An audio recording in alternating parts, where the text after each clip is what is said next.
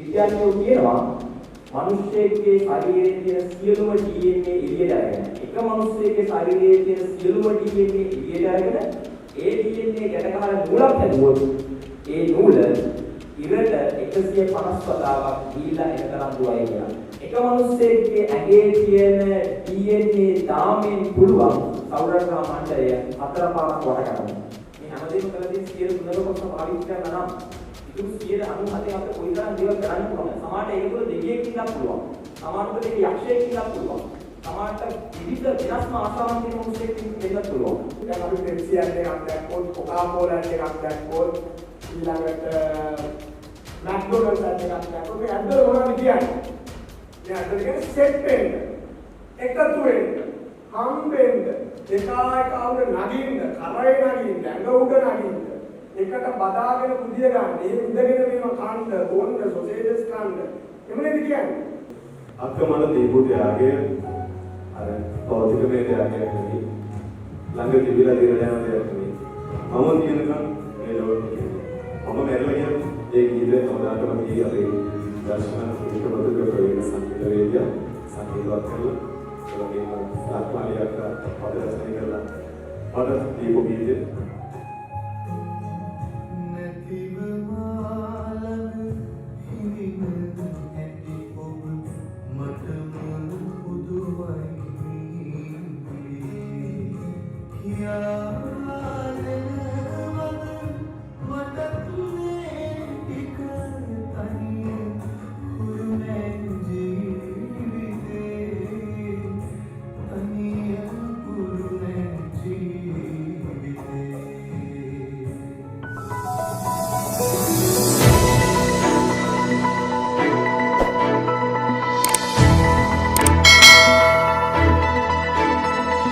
මිනිස්සුන්ට කියවීම කියලා කිව්වහම දැනුම සඳහා කියවන්නත් පුළුවන්. නැත්නම් ඔහේ කියවගෙන යන්නත් පුළුවන්. ඔහේ කියවනට වඩා දැනුම සඳහා කියවෙන එක වැදගත් කියලා මම හිතනවා. ඒ සිතුවිල්ලට උදව්වක් විදියට ලක්මාලි කරුණානායක කියන ලේඛිකාව කොරෝනා වලින් පස්සේ අපිට පොත් දෙකක් තිලන කරලා තියෙනවා. එකක් නොකියු කතාවක්, අනිත් එක ජීවිතයේ ඇතියතර. නොකියු කතාවක් කියන්නේ කවි පොතක්. ඒ කවි පොත ඇතුලේ තියෙනවා නොකියු කතා කියන කතාවක් ගැන කවියක්. කියන්නට හිතේ ඇති, කීවොතින් වටින් නැති, නොකියුවොත් පළක් නැති කතා මා හුඟක් ඇති. ලක්මාලි කරුණානායක මේ නොකියු කතා ගැන ලියපු පොතයි කවි පොතයි ගැන අපි පොඩ්ඩක් එයාගෙන්ම අහලා බලමු. ලක්මාලිට මොකද්ද මේක කියන්නේ? ඇත්තටම මම කතා මම වෘත්තීය ඉංජිනේරුවරියක්. ඉතින් කතා ලියන එක, කවි ලියන එක මම කරන්නේ මගේ නිදහස් වෙලාවේ මම ආසාවට කරන දෙයක්. ඉතින් පහුගිය කාලෙදී මට ලැබිච්ච නිදහස් වෙලාවේදී මම මුණු පොතේ එක තැන්වල ලියපු දේවල් එකතු කරන්න ඕන හිතලා තමයි මේ පොතක් විදියට අද මේ විදියට එලි දක්වන්නේ. පොත් දෙකට අමතරව ගීත දෙකකුත් එළියට එනවා. ඔව්. ඇත්තටම ගීතය කියන්නේ අපි කවුරුත් රස විඳින්න පුළුවන් මාධ්‍යයක්. අනිත් දැන් පොතක් වගේ දෙයක් අපිට කාලයක් ඕන කියවන්න. නමුත් ගීතයක් විනාඩි 3ක් 4කින් අපිට රස විඳින කරා යන්න පුළුවන් දෙයක්. ඉතින් ඒ නිසා මම හිතුවා ගීතයක් කරා ගොඩක් මිනිස්සුන්ට මට ළඟා වෙන්න පුළුවන් කියලා. ඒ නිසා මට හිතට ආවා ගීතයක් කරන්න ඕන කියලා හිතාගෙන ලියපු පදවල ටිකක් තිබුණා. ඒ වගේ හොඳ නිර්මාණ කිහිපයක් තෝරාගෙන ගීත දෙකකුත් නිර්මාණය කරා. ඔව් මම හිතන්නේ අපිට මේ පොත ගැන විස්තරයි ගීත ගැනයි අපේ වැඩසටහනේදී අහන්න පුළුවන්. එතකොට කලින් පොතත් එක්ක ඒ ලැබිච්ච ආభాෂයෙන් කොහොමද මේ පොත් දෙකට උදව් වුනේ? අතරම කලින් පොත මම කරේ මීට අවුරුදු දෙකකට කලින්. 2018 වර්ෂයේ පහන් සිල නුඹ කියලා කතුරු ප්‍රකාශනයක් වශයෙන් තමයි මම එළි දැක්කුවේ. ඒ කාලෙදී මම එච්චර ලියලා තිබුණෙත් නෑ. නමුත් මට ලොකු ආසාවක් තිබුණා. විශේෂයෙන්ම කියන්න ඕනේ ඔබතුමාත්. අතරම ඔබතුමාගේ කවි පොත මම ආසාවෙන් කියපු පොතක් කුරුළු කවි. ඒ පොත මගේ ළඟ තිබ්බා. මම ඒ පොතට හරි ආස වුණා. මට මේ වගේ පොතක් කරන්න ඕනේ කියලා හැඟීම හින්දාම කරපු දෙයක් කිව්වොත් නිවැරදි ඒක. ඉතින් ඒ විදිහේ පොතක් කියලා හිතාගෙන ඉතින් ඒක මම මගේ ආසාව විදිහට ඒ පොත කරා. නමුත් ඒකත් එක්ක දැන් ඒ ලැබිච්ච ආభాෂයත් එක්ක තමයි මම කවි ලියන එක තව නිරන්තරයෙන් ලියන්න ගත්තා. ඉතින් මට හිතෙනවා ඊට වඩා මට රස විඳින්න පුළුවන් නිර්මාණ කිහිපයක් මේ අලුත් පොතේ මට තියෙනවා කියලා. දැන් මම වැඩි විස්තර අහන්නේ ඊළඟ පොත තව අවුරුදු දෙකක් ගනීද? ඔව් සමහරට ගීත ඉස්සර වෙයිද? මට හිතෙනවා ගීත ඉස්සර වේවි කියලා. මොකද මම ලියාගත්ත ලොකු ගීත එකතුවක් තියෙනවා. තාම සංගීත කරලා එළියට දාපු නැති මගේ ළඟ පෞද්ගලිකව තියෙනවා. ඉතින් ඒ දේවල් ඉදිරියේදී ගීත කිහිපයක් කරන්න තමයි මේකෙන් පස්සේ මගේ බලාපොරොත්තුව. පොතකට යන තව ටික කාලයක් ගයි සමහරට අවුරුද්දක් දෙකක් තුනක් වෙන්න පුළුවන්. හොඳයි. බලමු. ඉංජිනේරුවරයෙක්ගෙන් කවි පොතකුයි කතා පොතකුයි වගේ ගීත දෙන්න. ඉස්සරහදී හම්බෙමු. එහෙනම් බොහොම ස්තුතියි.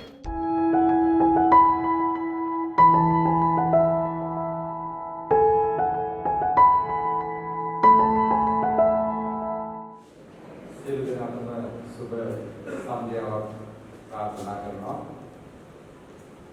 ඊටම අලුත්කර සුන්දර සන්ධ්‍යාවක පොරා කීපයක ආරම්භය සංග්‍රහ කරන්නයි සූදානම්. අපි පුංචි කාලේ හැමෝම කවි ලියලා තියෙනවා. අපි ඉස්සෙල්ලාම කවි ගීත පුරුදු පුරුදුනේ පුංචි කාලේ.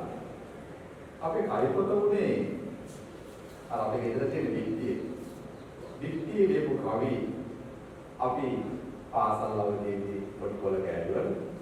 පොත් පිටේ අපි සරසවියේ ලියපු කවි සමහර වෙලාවට තැන් වල තාමයි ඒවා එකතු කරලා දැන් ඒ එකතු කරලා හදන අලුත් නිර්මාණයක එළිදැක්මයි අද මේ අවස්ථාවේදී අපි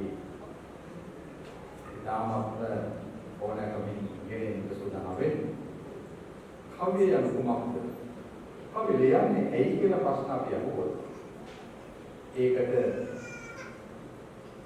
විවිධාකාර පිළිතුරු ලබා ගන්න පුළුවන්. මම කියවපු එක පොතක මම මෙහෙම දැක්කා. කවිය කියන්නේ මොකක්ද කියලා අහුවාම කවිය නම් මනෝරම්‍ය නිර්මාණ කලාපය අහසක් මෙන් පැතිරුණු නිදහස් අවකාශය. රාත්‍රියේ සිරිමන්දය අරු බබලන අඳුරකි. වර්ෂා සමයකදී බොඳවුණු දෙලමණයෙන්ද මධ්‍යහානයේදී උඩකලාවේ සරණ නිල් වලාකුළක් විය හැකි එය ඊටක අවරණ කඩතොරා මත හිඳුණු දවසයි. ඒ තරම්ම විචිත්‍රය. නම් සෙයි ඒ කාලෝකේ ලෝකුරා සාහිත්‍යකාමීන් විසින් සිය දහස්වර විමසා ඇතැයි සිද්ධිය හැකි ඔබ කවි ලියන්නේ ඇයි යන ප්‍රශ්නය සහෘදයන්ට පාකර යවමු. කවි යන කුමක්ද යන ප්‍රශ්නයක සේම මේකද ලැබෙන්නේ වෙනස් මනස්කාන්ත පිළිතුරු. කයවලට හේතු වන පසුබිම් ඉස්මතු වන්නේ එකිනෙකට සාපේක්ෂ වූද වෙනස් වූද ඵල ඔස්සේ. අද අපේ කතානායිකාව ලක්මාලි කරුණානායකයන්ගේ ජීවිතය ඇතිවෙන කෙටිකතා සංකහයට සමගාමීව නොකියු කතාවක් කාව්‍ය සංග්‍රහයකට ගන්නට සපමිනි ආරාධිත සියලුම දෙනා තාමත්ම ගෞරවයෙන් සෙනෙහසින්ව මා පිළිගන්නවා මේ අවස්ථාව. ඒ කුළුකුල් දොරට වැඩම සිදු කරන්නට මත්තෙන් සූදානම් වන්නේ චිරාගත සම්ප්‍රදායන කුල පහන් ප්‍රදීපය දැරීම සඳහා. එම උතුම්ක කටයුතු සඳහා මෛත්‍රාත්මක ගෞරවයෙන් ආරාධනය කරනවා ලංකා විදුලි බල මණ්ඩලයේ ජ්‍යෙෂ්ඨතම අතිරේක සාමාන්‍ය අධිකාරී රේෂන් මුතුකුඩාරච්චි මැතිතුමන්ට ඒ වගේම නිර්මාණ වේදී කැලුම් වැලිගම නිර්මාණ වේදී අනන්ත ඒ වගේම කතානායිකාව ලක්මාලි කරුණානායක ඒ මව වන පත්මා රාජපක්ෂ මැතිණියද එතුමියගේ පියාණන් වන ගාමිණී කරුණානායක මැතිතුමන්ට මේ අලුත්වර කවි ලියන්නට ඔහුගේ දෙවැන්න සෙවණැල්ල ඉරිම චාමර දිසානායකගේ පියාණන් සහ මව ශ්‍රීරාණි වික්‍රමාරච්චි මැතිණියද ඒ වගේම පියාණන් වන ලක්ෂ්මන් දිසානායක මැතිතුමන්ට ඒ වගේම තවත් ගෞරවයෙන් ආරාධනය කරනවා දෙලම්ත ගමගේ මහත්මයාට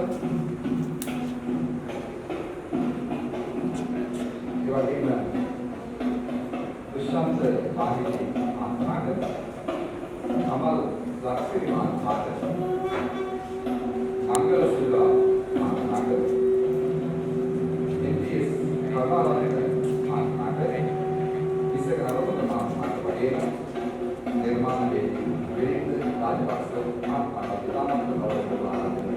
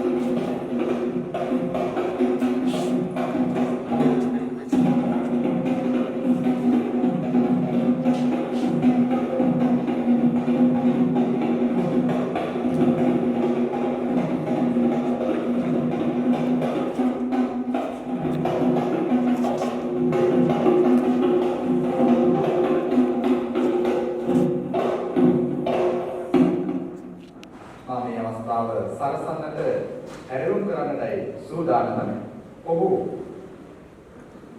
ජීවිතේ වෙනස් කරන කෘති ගණනාවක් රචනා කරපු තරංගයේ වීරයා. ෂර්ලොක් හෝම්ස් වගේ හිතන්නේ කොහොමද? ඉරණම වෙනස් කිරීමේ කලාව වැනි කෘති රාශියක් අදන්නා තරමින් කෘති 25කට ආසන්න සංඛ්‍යාවක් සම්පාදනය කළ පූර්වයෙන් පුද්ගල සංවර්ධන දේශකයෙක් වගේම ලේඛකයෙක් වන මා ඉගෙනගත් සරසවියේම අධ්‍යාපනය හැදෑරූ කැලුම් වැලිගම නිර්මාණවේදියාණන්ටයි ඇරෙවම මේ අවස්ථාවේදී මේ නිර්මාණ පිළිබඳ අදහස් දක්වන්න. සියලු දෙනාම අවසරයි. ඒ වගේම සියලු දෙනාටම සුබ සන්ධ්‍යාවක් කියලා ප්‍රාර්ථනා කරනවා. දේශන පවත්වන එක ඇත්තටම අලුත් දෙයක් නෙවෙයි. නමුත් පොත් දෙලැක්වීමක කතාවක් කරන්න තරම් මම හිතනවා තාම මේ කල් වැඩි කියන මට තව කාලයක් ඕනේ කියලා හිතනවා. ඒ නිසා මම උත්සාහ කරා මේ දේශනේ මඟ හරින්න.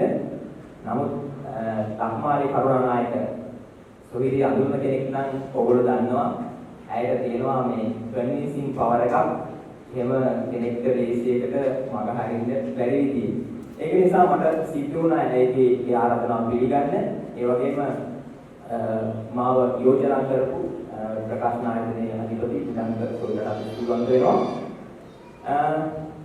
ඉතින් ප්‍රථම වතාවට මම ස්තුතිවන්ත වෙනවා මේ ආරාධනා කිරීම සම්බන්ධව. ඒ වගේම මම සැලකනවා මේක විශාල ගෞරවයක් වශයෙන්. ලක්මාලි කරුණානායක සොයිරේ ලියපු නොකියූ කතාවක් සහ ජීවිතයේ ඇත එතන කියන පොඩි දෙකම මම පසුගිය සතියේ කියෙව්වා. නමුත් ඇය මට ඉල්ලීමක් කරා අද දවසේදී ඒ පොත් දෙක ගැන මුකුත් කියන්න එපා කියලා.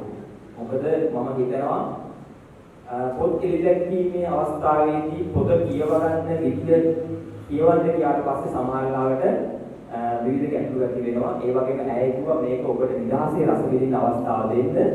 නිර්මාණකරණය සහ ඒ ඔස්සේ මට කැමති දෙයක් කියන්න කියලා ඇය මට ඒ නිදහස ලබා දුන්නා. ඒකට මම ඇයට ස්තුතිවන්ත වෙනවා. ඉතින් මම ලොකු බරපතල දෙයක් කතා කරන්න සූදානම් වන්නේ නැහැ. මම කැමති මේ කතාව පටන් ගන්න ඉතාම ජනප්‍රිය රුසියානු ලේඛකයෙක් කියලා පවුස්තවස්කි කියලා. පවුස්තවස්කි ලේඛනය ගැන මෙන්න මෙහෙම දෙයක් කියනවා. ඔහු ලේඛකයේ නිර්මාණයක් කරන්න කර්මකාරණා හොයාගන්න ආකාරය ගැන ඔහු දක්වන්නේ මෙන්න මේ අදහස.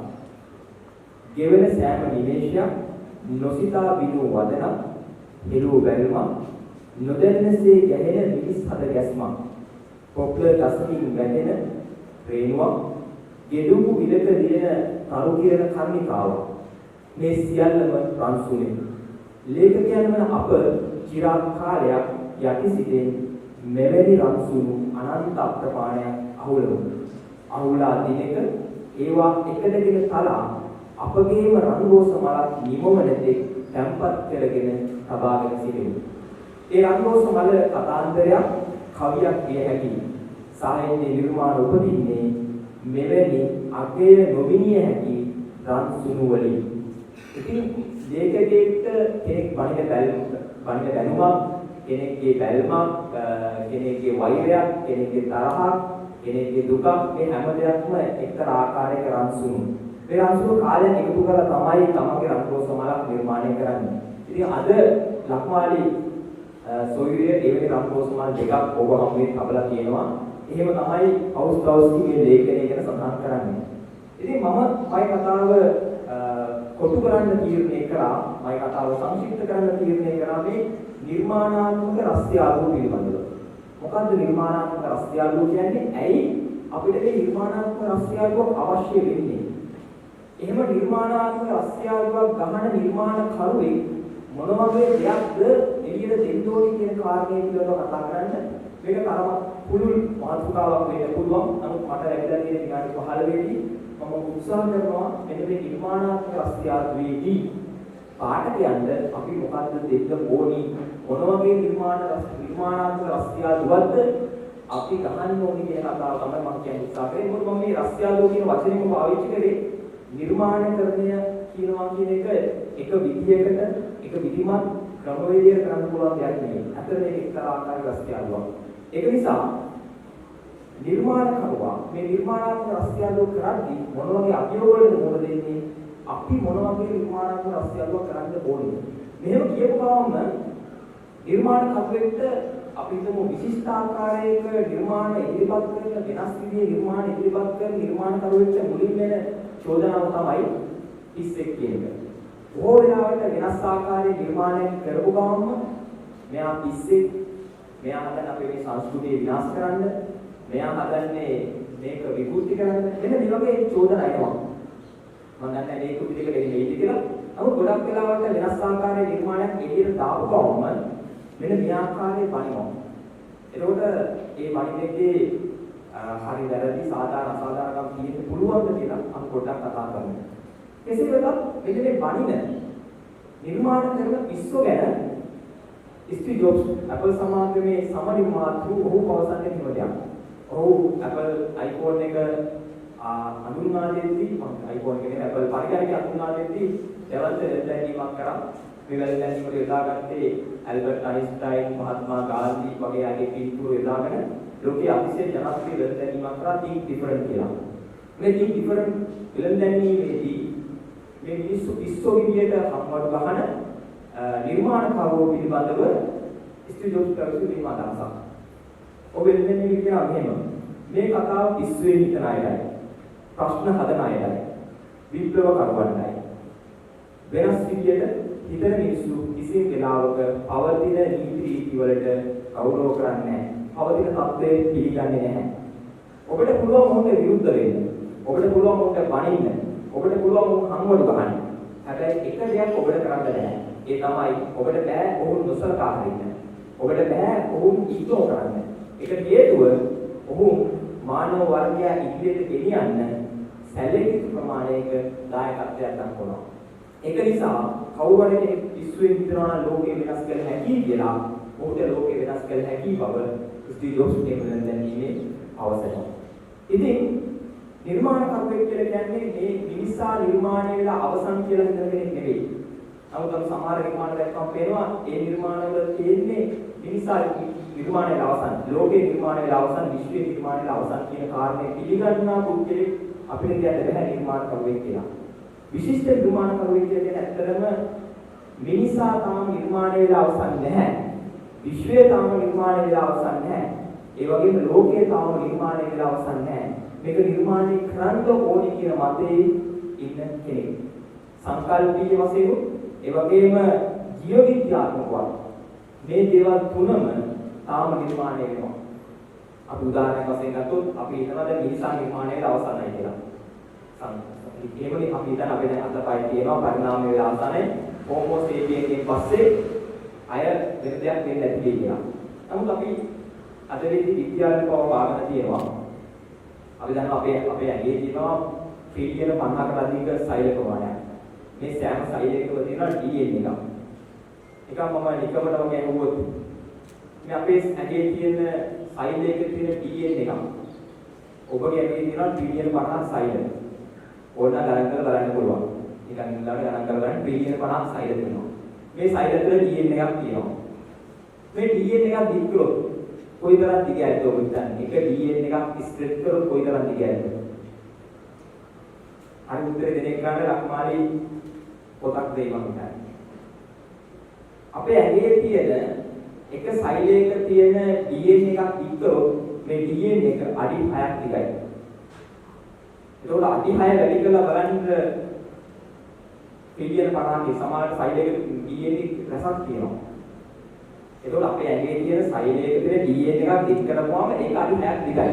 විද්‍යාඥයෝ කියනවා මිනිස්සෙක්ගේ ශරීරයේ තියෙන සියලුම DNA එළියට අරගෙන එක මිනිස්සෙක්ගේ ශරීරයේ තියෙන සියලුම DNA එළියට අරගෙන ඒ DNA ගැට ගහලා නූලක් හැදුවොත් ඒ නූල ඉරට 150 වතාවක් ගිහිල්ලා එන තරම් දුවයි කියලා. දැන් මම කියන එක සුවර් නැත්නම් ඔයගොල්ලෝ Google එකේ චෙක් කරන්න පුළුවන්. එක මිනිස්සෙක්ගේ ඇඟේ තියෙන DNA දාමෙන් පුළුවන් සෞරග්‍රහ මණ්ඩලය 4 පාරක් වට කරන්න. ඒක අපි හැමෝගෙම ඇඟේ තියෙනවා නිදාගෙන සිටින ජලන්ත යෝධයෙක් ඉන්නවා. මේ DNA ඒ ස්ප්‍රෙඩ් කරපු විදිය තමයි MP3 DVD ඉස්සෙල්ලා තියෙන්නේ. ඒ විදිහට තමයි අපේ ඇඟේ මේ සිස්ටම් එක තියෙන්නේ. එතකොට ඊටම රසවත් කතාව එක නෙවෙයි. මේ තරම් දැවන්ත DNA දාමයක් අපේ ඇඟේ තියෙනවා. හැබැයි මේකෙන් අපි පාවිච්චි කරන්නේ 3%යි. පාවිච්චි කරන්නේ සහ ඇක්ටිව් වෙලා තියෙන 3%යි. 97%ක්ම අපේ ඇඟේ තියෙන DNA non coding. ඒ කියන්නේ ඒක ලියවිලා නැහැ. ඒක ලියවිච්ච එක ඉතිරිලා නැහැ. ඒකෝට මේ ලෝකේ නිර්මාණය වෙලා තියෙන අපේ DNA කැපැසිටි එකේ 100%කින්. ඒ 100%ේ කැපැසිටි එක තමයි සාහිත්‍ය, සංගීතය, විද්‍යාව, දේශපාලනය, බලාරවල සියල්ලම නිර්මාණය වෙලා තියෙන්නේ ආගමේ DNA වල තියෙන 100%ේ ශක්තිය පාවිච්චි කරලා. ඒකෝට හිතන්න විද්‍යාඥයෝ හඳුන්වන අර 97ක DNA. ඒක අපේ DNA දාමෙන් පාවිච්චි කරන්නේ නැති කොටස. අවදි වුණොත් මිනිස්සයා මොන වගේ කෙනෙක් වෙයිද? මේ වෙලාවේ නිකන් ඔබ නිර්මාණකරුවෙක් විදිහට හිතන්න දැන් ඔබ ඔය ජීවත් වෙන ඔබගේ DNA වල 100%ක් පාවිච්චි කරලා ඒකෙන් තමයි ඔබ කන්නේ බොන්නේ ඔබ හිතන්නේ ඔබ ලෝකේ දකින්නේ ඔබගේ දීපිකත්වයේ සියලු දේවල් ලියලා තියෙන්නේ DNA වල 100% කැපැසිටි එකකින්. ඒක අර පාවිච්චි කරන්නේ නැති 97 ඇක්ටිව් වුණොත් අපි මොන වගේ මොනසෙක් වෙයිද? ඔබ ඒ වගේ ඒ DNA වල එකක් දෙයක් ඇක්ටිව් වෙච්ච මොනසෙක් කරපම් කියයිද? එතකොට අපි මේ 100%ේ DNA දැක්මෙන්ම ලෝකේ බලලා සමහර මිනිස්සු වැරදි සමහර මිනිස්සු හරි කියන හරිද? නිර්මාණකරුවෙක් මම හිතන්නේ හිතන්න ඕනේ කල්පනා කරන්න නිර්මාණයේ ඉදිරියට ගන්න මෙන්න මේ කාරණා. ඉතින් නමුත් අප සමහර නිර්මාණ දැක්කම ඒ නිර්මාණවලදී කරන්නේ මේ අසීමිත මිනිසා එළියට ගන්න උත්සාහ කරන්නේ නැතුව මේ මිනිස්සයා පුංචි පුංචි ඉරගෙවල් වල තවත් ඉර කරන තත්ත්වයක් නෙවෙයි. අපි මේ සරලවලත් අපේ ශරීරයෙන් ගත්තත් එහෙම ප්‍රශ්නයක් අපිට තියෙනවා නම් ඒ කියන්නේ මේ ඉන්නේ මේ අපි මේ සභාවේ ඉන්න සියලු දෙනාම මේ පූර්ණ මනුෂ්‍යත්ව හැකියාවෙන් 103ක පිරිසක් නම් මේ හැමදේම කළ දේ 103ක කොටස පාවිච්චි කරනවා නම් ඉතුරු 97 අපිට කොයිතරම් දේවල් කරන්න පුළුවන්ද? සමහරට ඒක තුළ දෙවියෙක් ඉන්නත් පුළුවන්. සමහරට ඒක යක්ෂයෙක් ඉන්නත් පුළුවන්. සමහරට විවිධ වෙනස්ම ආශාවන් තියෙන මිනිසෙක් වෙන්නත් පුළුවන්. එහෙම ඉන්නේ වරදක් නෙවෙයි නේද? මෙන්න මේක තමයි මම හිතන්නේ නිර්මාණකරුවෙක් කරන්න ඕනේ මේ දේවල් ප්‍රශ්න කරන්නේ. ඉතින් මේ මම කවුද කියලා හොයාගෙන යන එක තමයි ඇත්තටම නිර්මාණ වල වෙන්නේ. එතෙන්දී විශේෂයෙන් මේ මම කවුද කියන එක හොයාගෙන යන්න අවශ්‍ය උපකාරයේ විශ්ලේෂණ කරන එක තමයි ඇත්තටම නිර්මාණ වල වෙන්න ඕනේ. මේක කියන්නේ මම පුංචි සෙන් කතාවක් මතක් වෙනවා.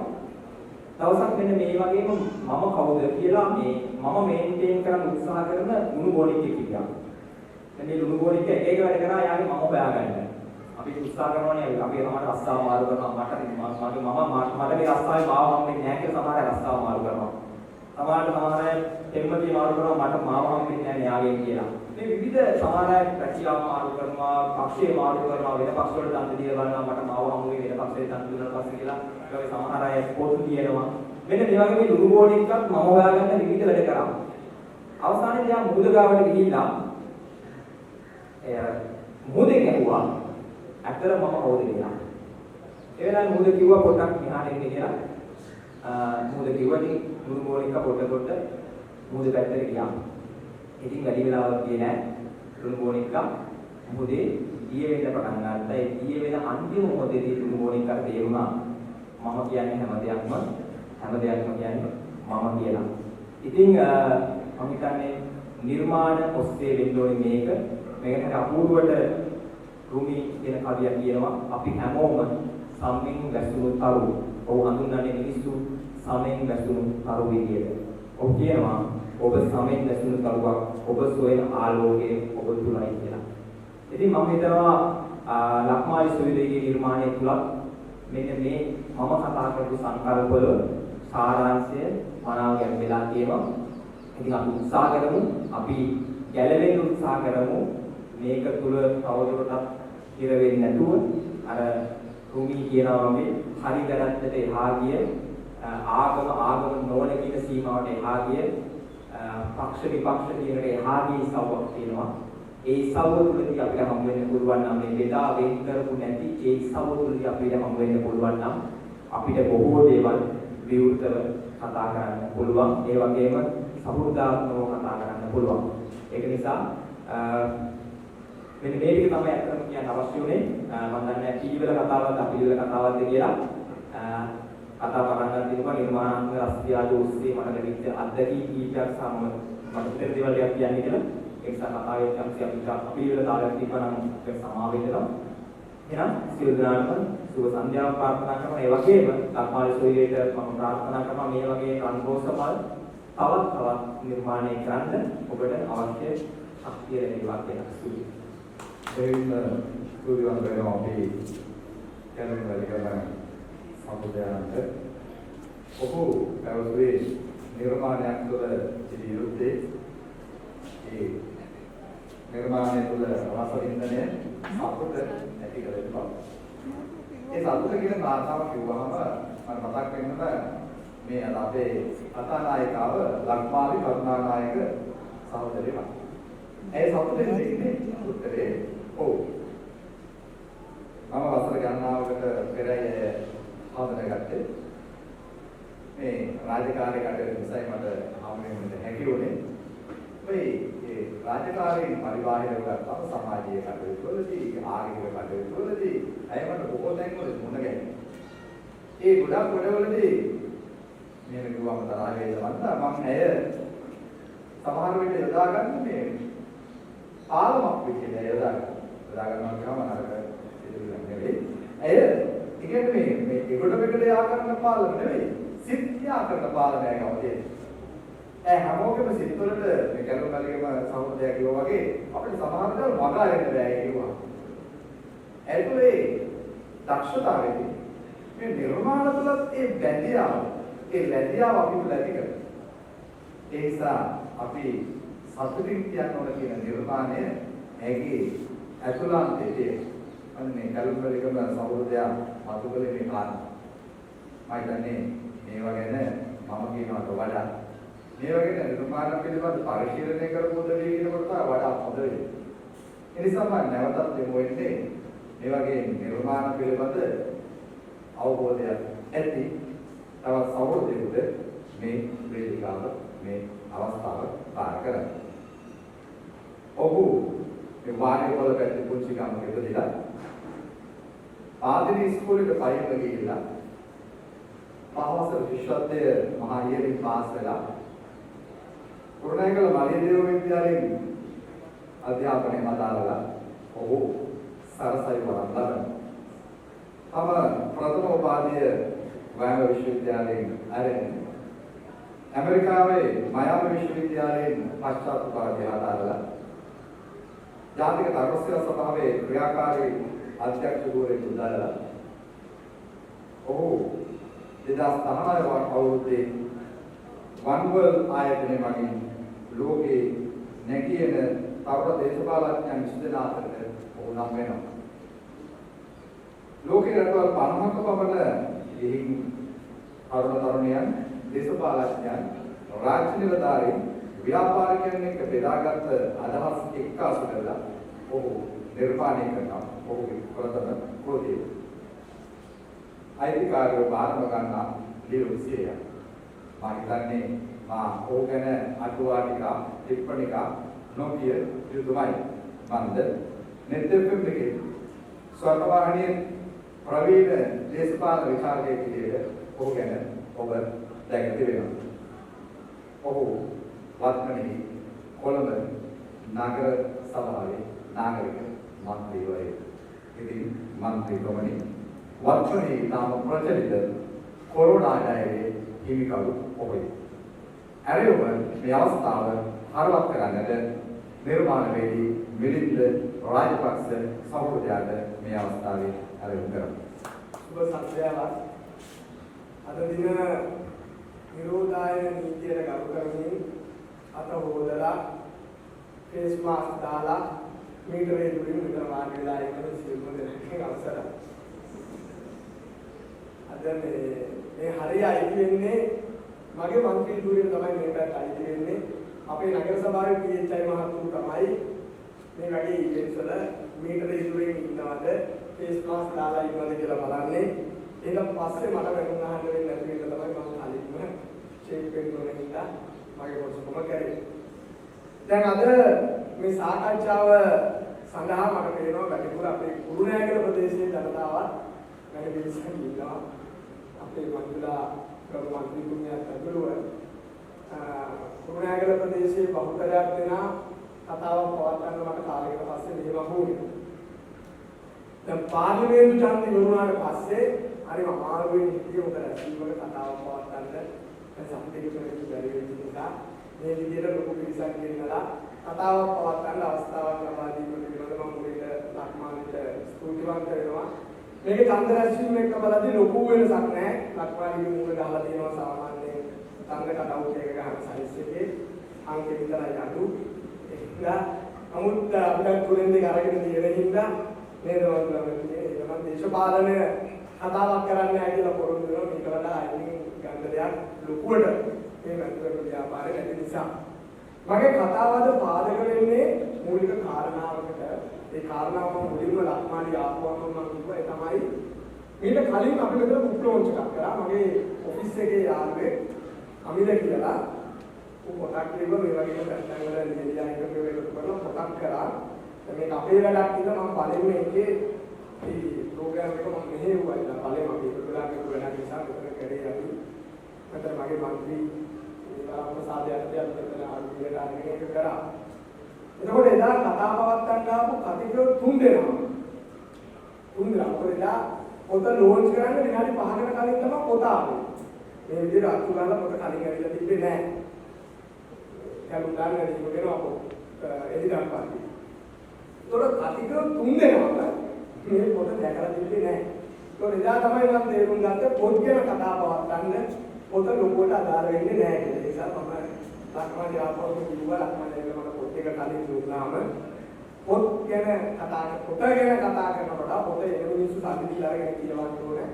අද ඩිස්කවුන්ට් එකක් දෙනවා ඒක සල්ලි දීලා ගන්න. දෙන්න එපා. අද තමයි පොත ගන්න ඊළඟට මොකක් ගන්න නැහැ. ඒ නිසා පොත කට්ටිය සල්ලි දීලා අරගෙන කියවන්න ඕනේ. නමුත් පොත් හරහා අතිවියතු සංවාදය ගැන විනාඩි 10ක් 15ක් අරගෙන මම කතා කරන්න කියලා හිතුවා. එතකොට ලක්මාලි ගෑනු ළමයි පොත් ලියන වෙලා තියෙන එක මාර වැඩක්.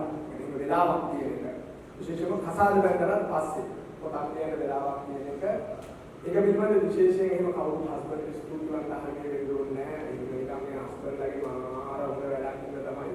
ඒ වයිෆට පොත් ලියන්න හම්බෙන්නේ කියලා එකක් නෑ නේ. ඒක සාමාන්‍යයෙන් ගෑනුන්ට පොතක් පතක් කියන්නේ කියවන්න කතා බහ කරන්න සමාජයේ ඉඩක් හැදෙන්න ඕනේ.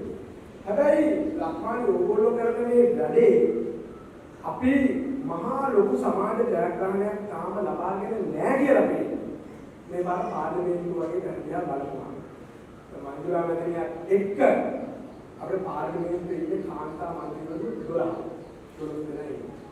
එතකොට මේ කනදාවාලික අවිස්සර අපි කැබිනට්ටුවයි රාජ්‍ය මාත්‍යවරු දාලා තිබ්බ ෆොටෝ එකේ පිරිමිසේර වයින් කරපුවාම වම් පැත්තේ කෙළවරේ පවිත්‍රා වන්නිආරච්චි කැබිනට් අමාත්‍යවරුන් තනියම වාඩි වෙලා ඉන්නවා.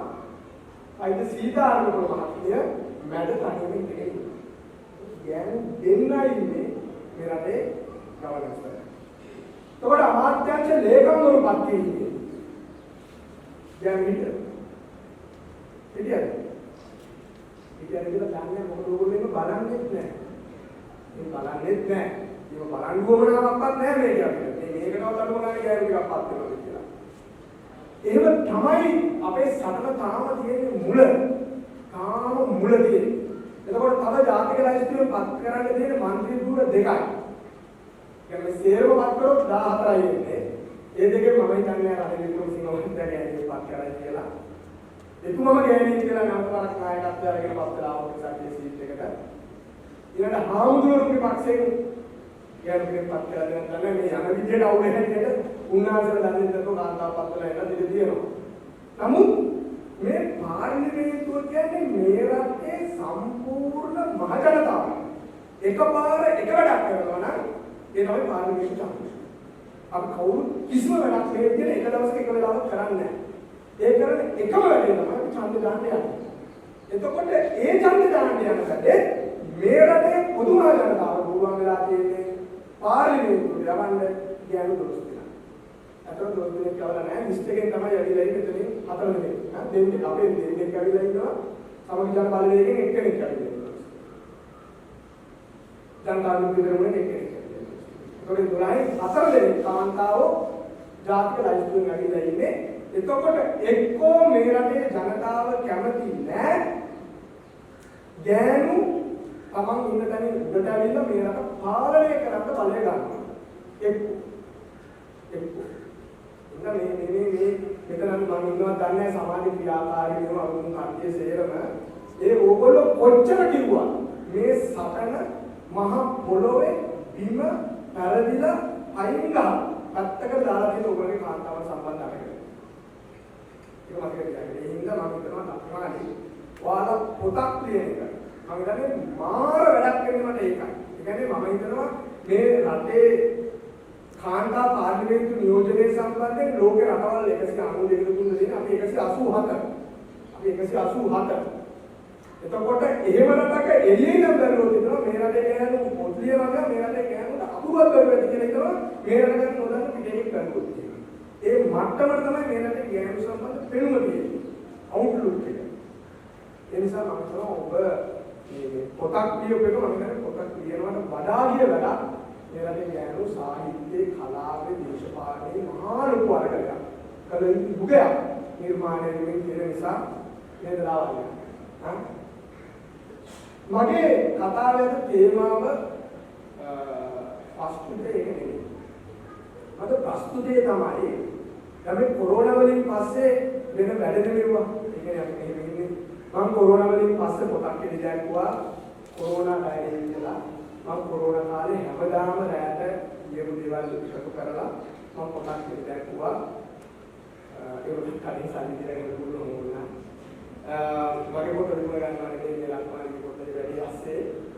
නමුත් මේ කොරෝනා වලින් පස්සේ නිර්මාණය වෙලා තියෙන සමාජය පිළිබඳ පොඩි අදහසක් තමයි මම කියන්න හදන්නේ. ඒ තමයි මුළු වතාව පශ්චාත් කොරෝනා සමාජය විසින් අපේ ඉල්ලා සිටිනවා පුළුවන් තරම් මොකක් වෙන්නේ කියලා. මොනවද කියන්නේ? දුරස්ත වෙන්නේ කියන්නේ දුරස්ත වෙන්නේ.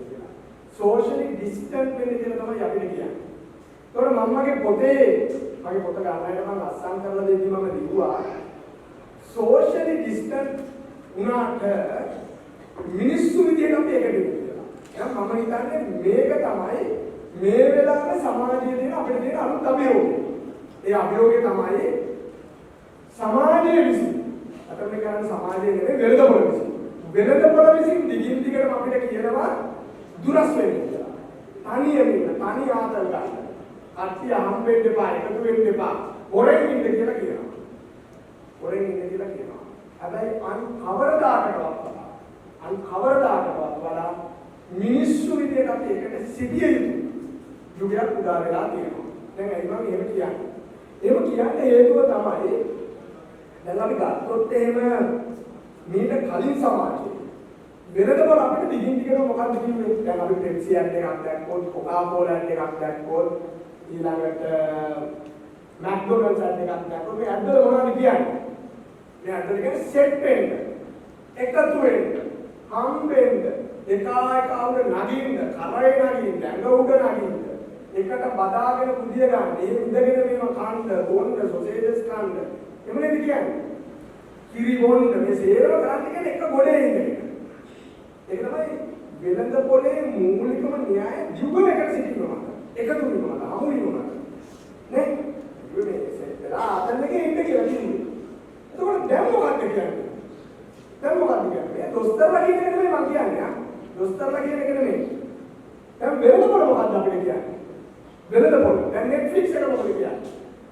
ඉස්සරගෙන සිනමා ශාලාවට ගිහිල්ලා මේ කිස් කරගෙන, පෙරවලගෙන, බුදු පෙරවලගෙන එහෙම චිත්‍රපට බලන්න කියලා. ඔක්කොම කාගෙන නේ? බොක්ස් අතුරේ රින්ගගෙන එහෙම තමයි චිත්‍රපට බලන්නේ. ඒකට දැන් Netflix එක මොකද කියන්නේ?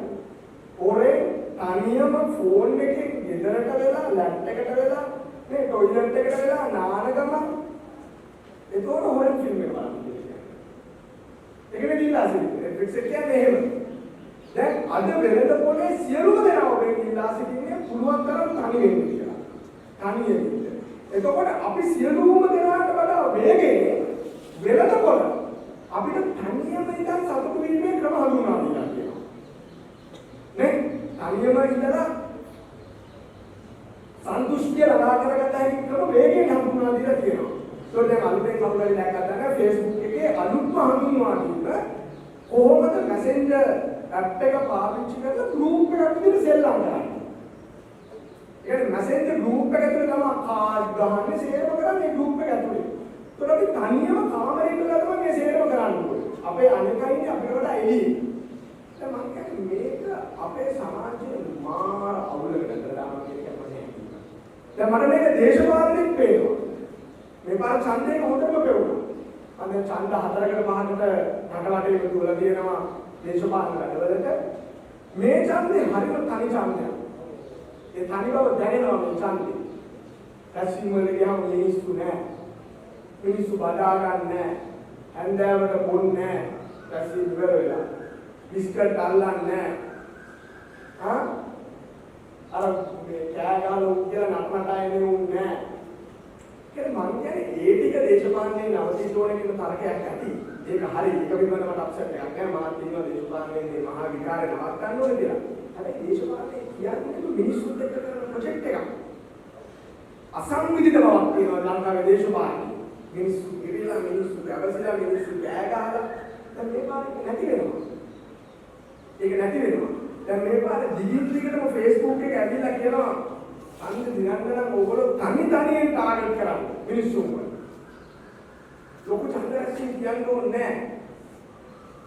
තනි මිනිස්සු ටාගට් කරලා මේ වැඩේ කරන්න පුළුවන් කියලා. ඒකට දේශපාලන ව්‍යාපෘතියක් ඉතාම තනි එක එක්කෙනාගේ රුචි අරුචිකම් වලට. ඒකට වෙන වැඩක් කරපක් වෙනවා.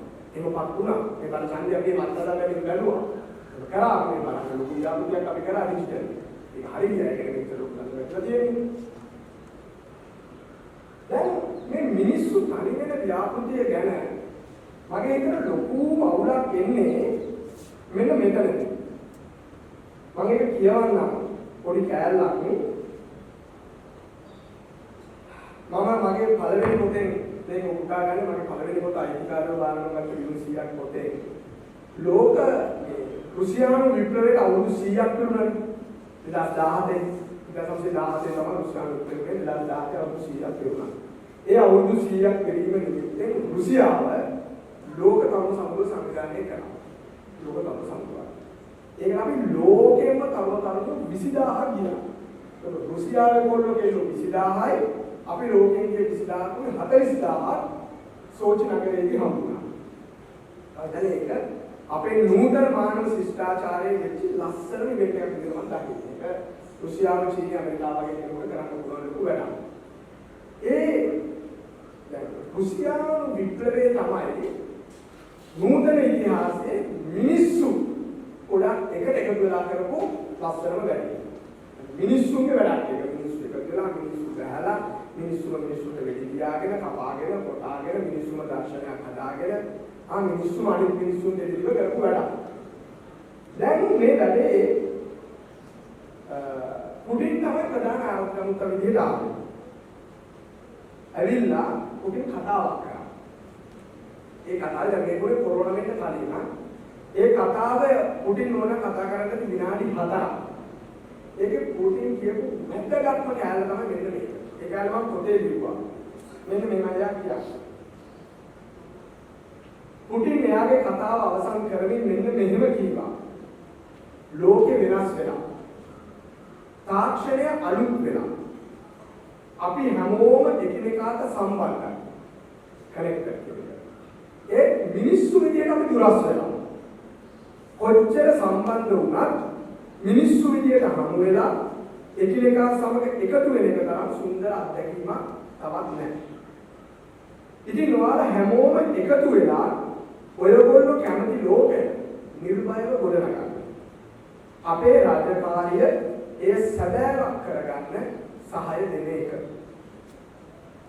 මෙහෙම කිව්වේ ඇමරිකාවේ හෝ යුරෝපයේ නායකයෙකු නෙවෙයි විප්ලවයට අවුරුදු 100ක් සමරන රුසියාවේ ජනාධිපති. දැන් Facebook හදපු අය ඒ කියන්නේ ඒගොල්ලෝ තමයි අපිට කියන්නේ කනෙක්ට් වෙන්න කියලා. ඒගොල්ලෝ නෙමෙයි මේ කතාව අපිට කියන්නේ. මේක කියන්නේ ඒකේ අනේකා. ඇමරිකාවේ අනේකා රුසියාව තමයි කියන්නේ අන් කවරදාකටවත් වඩා සමාජ අවශ්‍යතාවයක් තියෙනවා මිනිස්සු විදියට අපිට එකතු වෙන්න. මොකද මේ හැම කනෙක්ටඩ් ඩිවයිස් එකකම Google වෙන්න පුළුවන්, Facebook වෙන්න පුළුවන්, Instagram වෙන්න පුළුවන්, WhatsApp වෙන්න පුළුවන්, මේ මම සේරමයි කියන කම්පැනි එකට. මේකට මේ සේරෙම කරන්නේ මිනිස්සු විදියට අපිව දුරස් කරන එක. ඒක තමයි ලොකු ලිබරල් මාකට් එකේ ව්‍යාපෘතිය. හැබැයි වාසනාවකට, ඒගොල්ලන්ගේ වාසනාවකට කොරෝනාත් ආවා. ඒ නිසා දැන් අන් කවරදාකටවත් වඩා මේ ලොකු ලිබරල් වෙළඳපොළ විසින් ඉල්ලා සිටිනවා අපිට දුරස් වෙලා, අපිට ඈත් වෙලා, අපිට තනි වෙලා, අපේ කාමරයට වෙලා, අපේ টয়ලට් එකට වෙලා කනෙක්ට් වෙන්න. හැබැයි මිනිස්සු විදියට නෙවෙයි. ඒ නිසා තමයි කොරෝනා වලින් පස්සේ මේ විදිහට අපි පොතක් පතක් කියවන්න හරි, පොතක් එළිදක්වන්න හරි මේ විදිහට අපිට එකතු වෙන්න ලැබෙනවා. මාර වාග්යක් විදිහට මම සලකන්නේ. මොකද මේ කාලය මේ අවස්ථාව ඉන්දියාවට, ඇමරිකාවට, එංගලන්තයට උදා වෙන තව ගොඩක් කාලයක් ඉඳී ඉන්නවා. එහෙම බලද්දී පුංචි රටක් විදිහට අපි හරිම වාසනාවන්තයි. අපි මේ සමන ජයගත්ත විදිය නැවතවර අපි සියලුම දෙනා මෙහෙ කළ යුතු කියන එකයි මගේ අදහස. ඊළඟ අදහස තමයි ලක්මාලේ ඕගොල්ලන්ගේ කාර්යභාරය, ඕගොල්ලන්ගේ කර්තව්‍ය මේ වැඩසටහනේ තියෙන. ඒ කර්තව්‍ය තමයි මේ වෙලාවේ මේ රටේ කාන්තාවන් විශේෂයෙන් පොදුවේ තරුණයෝ විදිහට අපිට තියෙන කාර්යභාරය මොකක්ද කියන්නේ. දැන් පොදුවේ අපේ සමාජයේ මතයක් තියෙනවා දේශපාලනය කරනවා කියන එක. දේශපාලනය කරන්න යනවා කියන එක සමාජ ප්‍රශ්න වලට ගැටියක් තියෙන හරි මෝඩ වැඩක් කියලා. එහෙම නේද මම දන්නේ නැහැ. අනුගමනය කරන්න පුළුවන් දාවන්නේ දේශපාලනය කරන්න ඉඳ දෙයිද නැද්ද මම දන්නේ නැහැ. මේ තාත්තා පාර්ලිමේන්තුව යන කෙනෙක් අම්මා පාර්ලිමේන්තු මන්ත්‍රිනියක් නමුත් අපි දැන් නැගිට්ටෝල අරුවත් එහෙම දුව දේශපාලනයට එනවාද කියලා ඒක උත්තර දෙන්න විදියක් නැහැ. ඒ තරමට මේ වැඩේ දරා ගන්න වෙලා තියෙන්නේ. නේ? අපි ඉස්කෝලේ ප්‍රින්සිපල් කෙනෙකුගේ ඉස්කෝල ආමේ කෙනෙක් වෙනවොත් එහෙම දරුවව පාසල් ගුරුවරයා කරනවාද කියලා දෙපාරක් ඉඳන් ඔව් කියනවනේ. ඒ වෛද්‍යවරු දෙන්නෙක්ගෙන් ආවොත් එහෙම මෙතනින් නැගිට්ටෝල දරුවව වෛද්‍යවරයෙක් කරනවාද කියලා ඔව් කියනවනේ. හැබැයි මේකේ උදාහරණයක් තාත්තා හිටපම කෙනෙක් අම්මා දැන් මන්ත්‍රී දුන්නා කරයක් තියෙන හැදුවොත් එහෙම මන්ත්‍රීලා මාත්‍රි මම අහන්නේ නැහැ ඉන්න. ලාවන්‍යව දේශපාලනයේ කරනවාද කියලා මේක එකපාරට උත්තරයක් දෙන්න බෑ. ඒ තරමට මේ වැඩේ ජරා ජීවන වෙලා අවුල් වෙලා තියෙනවා. දේශපාලනයේ වැඩකට යනවා කියලා කියපුවාම කිසිම පොල්ලෙකුට දෙන්නේ ගෙදරින්. අප්පුඩි ගහලා අම්මලා දෙකේ ඉවත් කවදා යවන්නේ නැහැ. ෂෝක් දේශපාලනයට යන්නේ කියලා. මට නම් එහෙම ගෙදරින් යවන්නේ නැහැ. සාමාන්‍යයෙන් අපේ වයිෆ්ට මගෙන් කිසිම ප්‍රශ්නයක් නැහැ. මම මේ වගේ මොකක් හරි වෙන්නේ කාලා දීලා ඉතින් ඒක ගොඩනම තව මොකක් හරි අල්ලගෙන කාලා දීලා දේශපාලන වැඩවලට ගිහිල්ලා මේ තුනම කාලා තමයි ගෙදර යන්නේ. ඒක ලොකුවට අපේ වයිෆ්ගෙන් මට අවුලක් මගේ ලොකු අවුලක් අපේ වයිෆ්ට නෑ. මම චත් කරක් දෙන්නේ ඒ වගේ කිව්ව කරලා ගෙදර යන්නේ. ලොකු ආබාධයක් අපේ ගෙදර නෑ. හැබැයි තියෙන ලොකුම ආබාධය තමයි අපේ වයිෆ් මගෙන් හැමදාම මම කොහොමද ඉන්නේ අඳුන්වලා දෙන්නේ යාළුවෙකුට තමයි ෆුල් ටයිම් පොලිටික්ස් කරන මිනිහෙක් කියලා. ඒ ඉඳ බොරු වචන දාලා දෙනවා. ඒක නම්මලා කියලා ඒක මොකද දාලා දෙනවා. නමුත් දේශපාලකේ කියලා හඳුන්වලා දෙන්න බැරි තරමට මේ ප්‍රොජෙක්ට් එක අවුල් වෙලා ඉන්නවා. නමුත් අපි මතක තබා ගන්න යුතු දේ තමයි මම හිතනවා ඓතිහාසිකව මේ රටේ කොල්ලන්ට කෙල්ලන්ට මේ වෙලාවේ වගකීමක් තියෙනවා. අන් කවරදාකටවත් වඩා මේ සමාජයේ පවතින නූතන අරුමුදයට වැඩියක් නැද්ද? මම කියන්නේ ඒක පක්ෂ දේශපාලනයේ විතරයි. දේශපාලකයන්ට මහා දේශපාලකයන්ට කඩේ යන්න, එක එක පෝස්ටර් ගහන්න යන්න. ඒ සේවය කරන්න ඕනේ. ඒක මේ දේශපාලන ව්‍යාපෘතිය කියන්නේ. නමුත් මේ ප්‍රශ්නේ වැඩියක් නෙවෙයි. මේ ප්‍රශ්නෙට ඒකයි කියන්නේ ලක්මාලේ මේ වගේ විරහ ගීත දෙවියා ඉඳලාම හරියන්නේ නැහැ. මේ සමාජයට විදර ගීතකුත් ලියන්න ඕනේ. ඒතකොට තමයි වැඩේ වෙන්නේ. මම ඊයේ ගිහලා නන්දාමාලි මහත්මියට වගේ පොත පිළිගන්නවා. මම මේ ෆොටෝ එක දැම්මා Facebook එකේ. මම කියන්නේ නන්දාමාලනිය මේ රටේ සංගීතයේ රැජින වෙන්නේ ලෞසිතු කියන එක. ඒ හඬ මේ රටේ දේශපාලනයේ අත්‍යවශ්‍යතම මොහොතේදී කලාව පැත්තෙන් වැඩියක් වීමක් කරනවා. ඒක තමයි දක්වන්න කරන්නේ. ඒක නොකළොත් අපේ පරම්පරාව විසින් කළ යුතු ඓතිහාසික කාර්යභාරයක් අපි අවබෝධ කරගන්නවා. අපි අවබෝධ කරගන්නවා. ඒක සියලුම දෙනාට මේ වගකීම කරලා තියෙනවා. ඒක දේශපාලනික වගකීමක්. මේ රටේ 2009 යුද්ධ ඉවර කරපු එක තමයි ඓතිහාසික අපි කරපු වැදගත්ම වැඩක් තුන මේ රටේ කොල්ලෝ කියනවා. ඓතිහාසික වැඩක් තියෙනවා. අපේ පරම්පරාවේ කොල්ලෝ කෙල්ලෝ කිසිම හේතුවක් නැතුව තව එකෙකුගේ උන්දෙන් මැරෙන්න ජීවිතය අවදානම ගන්න තීරණය කළේ නැත්නම් මහින්ද මහත්තයාට සරත් ෆොන්සේකාට ගෝඩාගේ මහත්තයාට මේක ඉවර කරන්න හම්බෙන්නේ නැහැ. ඒක අපේ පරම්පරාවට ලොකු වැඩියක් තියෙනවා. වැඩියම යුද්ධ කරන්න ඕන කියලා තියෙන අපේ දිස්ත්‍රික්කේ. මේ කතාව මෙතන වැදගත්. හමුදාවේ 120ක් තියන්නේ මලිදේ පොලිස් එකෙන් මේ පන්තිපිටිය ධර්මපාලයන්ගේ කොල්ලෝගේ. එනිසා අපිට ඒක සම්බන්ධයෙන් ලොකු වගකීමක් තියෙනවා. එවැන්නින්ම මැදිහත් වීම කලින් අවස්ථාවක් මේ වෙලාවේ තියෙනවා. මම අපේ සියලු දෙනා එකතු වෙලා. ඒක ආත්මාවේ වුණා. ඊන පැත්තෙන් වෙන්න පුළුවන්. එහෙම නැත්නම් මේ නගිත් අපේ ඉස්කෝලේ නගිත් අපේ හරිද ගර්ල්ස් එකේ නේද? නගිත් ගර්ල්ස් එකේ නේද? එහෙනම් කුණාක නෙමෙයි. එහෙනම් මෙතන අවුට්කාස්ට් වෙනවා වැඩි මාතෘකාවක් විතර. කුණාකරම නැත්නම් ඉන්නේ. අපි සියලුම දෙනා අපි ඉන්න ශාස්ත්‍රය තුලින්ම මේ මැදිහත් වීම කිරීමේ දැඩි අවශ්‍යතාවයක් නිර්මාණය වෙලා තියෙනවා. තමයි ලක්මාලේ දීලා දෙන සින්දු දෙකක්. මම සින්දු සම්බන්ධයෙන් කිසිම මහා ලොකු විචාර කිරීමේ අදහසක් නෑ මට. නමුත් මේ සින්දු දෙක ගැන මම චුට්ටක් කතා කරන්න ඕනේ.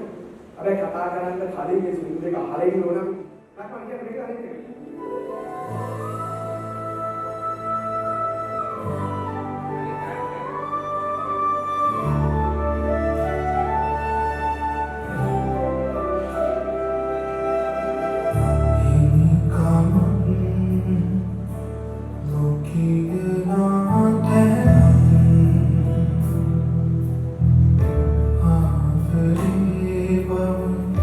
Then